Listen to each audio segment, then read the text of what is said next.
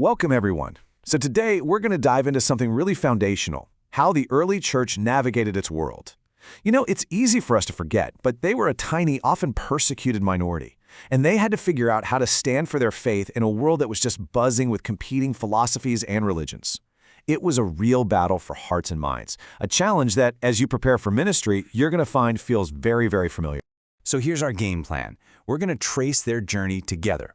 First, we'll set the scene and look at the tough intellectual competitors the church was up against, especially a really dangerous one called Gnosticism. Then, we'll explore how different Christian thinkers chose to respond to all this, which all leads up to the brilliant work of Augustine. And, most importantly, we'll wrap up by pulling out the crucial lessons for your ministry right here, right now. All right, let's get into it. To really feel the weight of what they were up against, we have to understand just how vulnerable the early church really was. Just try to put yourself in their shoes for a second. To the powerful Roman government, you're a potential threat to social stability. To your own Jewish community, you look like a dangerous cult that's betraying centuries of tradition. So this wasn't just a physical fight for survival, it was an intellectual one. How in the world do you define what you believe when you are completely surrounded by powerful, respected, and long-established worldviews? So, what was this competition exactly? Well, you have to picture the Roman Empire at this time as this vibrant, noisy, bustling marketplace of ideas.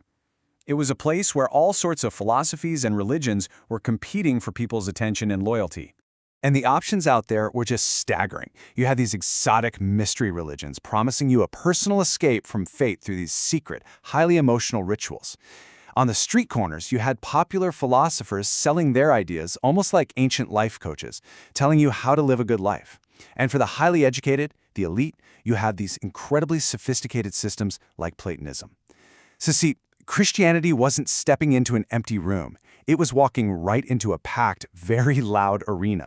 You know this quote from a writer named Lucian? He was a satirist. It just perfectly captures the mood. He writes this piece where he imagines Zeus holding a kind of auction, selling off different philosophies like they're slaves in a market. And it tells you something crucial. This wasn't some polite academic debate. No, this was a fierce competition, where every worldview had to sell itself. It had to prove its value in the public square. Now, out of all these competitors, one of them stood out as uniquely dangerous, and that was Gnosticism. But why? What made it so threatening? Well, it's because it didn't just compete with Christianity from the outside, it tried to hijack it from the inside, claiming to be a higher, more enlightened, more spiritual version of the faith. So here's the absolute core of it. Gnosticism is built on this idea of gnosis, a Greek word for secret knowledge. It taught that this physical, material world we live in is a cosmic mistake, a prison. And salvation isn't about what Jesus did on the cross, no. It's about discovering the divine spark of light that's trapped inside your evil, physical body. And this right here, this is where the battle lines were drawn. Just look at the contrast. The church fathers were insisting creation is good, made by God, and the God who created the world is the same God who redeems it. Gnosticism drove a huge wedge right between them. For the church, salvation is a real, historical event, Christ's death and resurrection.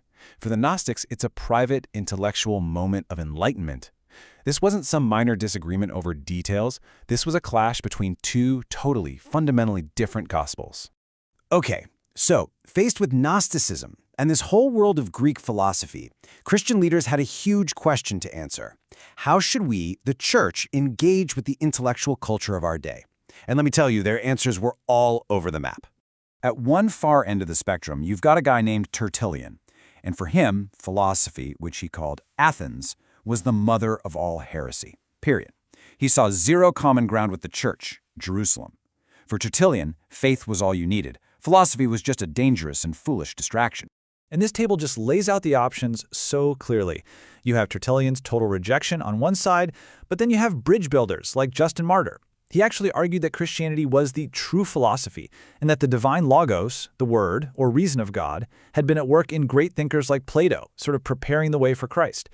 And then you have guys like Clement and Origen in Alexandria, who went even further. They actively used and appropriated Platonic philosophy to build a really robust, comprehensive Christian intellectual system. So you have this whole debate, right? This tension between faith and reason, Athens and Jerusalem. And it all comes to a climax in the life and mind of one of the greatest thinkers in history, Augustine of Hippo. Really, his life story is a perfect mirror of the church's own intellectual struggle. Augustine literally journeyed through all the major worldviews of his time.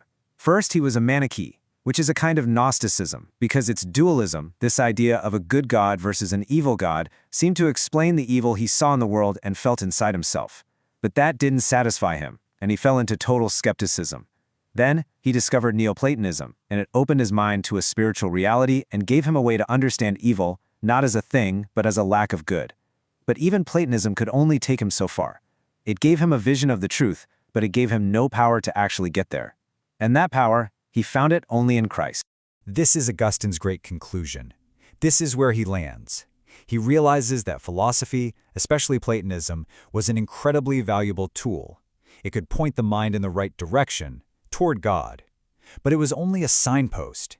It could never satisfy the deepest longings of the human heart. Only a real, personal encounter with the God revealed in Jesus Christ could bring rest to that restless heart. So why? Why have we spent all this time digging through ancient history? Because the fundamental challenges the early church faced back then are the very same ones you will face in your ministry right here in Nigeria. Look, their world had Gnosticism and Platonism.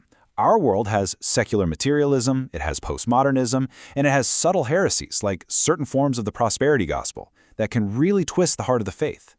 The church fathers teach us that we must engage our culture thoughtfully.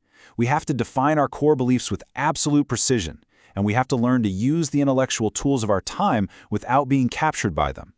But, above all, they remind us that our ultimate confidence is never in our own brilliant arguments. It's in the life-changing power of the person of Jesus Christ. And so, this is where we end. This question, Tertullian's question, is now your question. What is the Athens that you will be called to engage with in your ministry? Is it the digital world of social media, the pervasive influence of secularism, the subtle but powerful challenges of the prosperity gospel? And how will you, faithfully and wisely, bring the timeless truth of Jerusalem, the gospel of Jesus Christ, into that conversation? That, my friends, is the task that is now before you.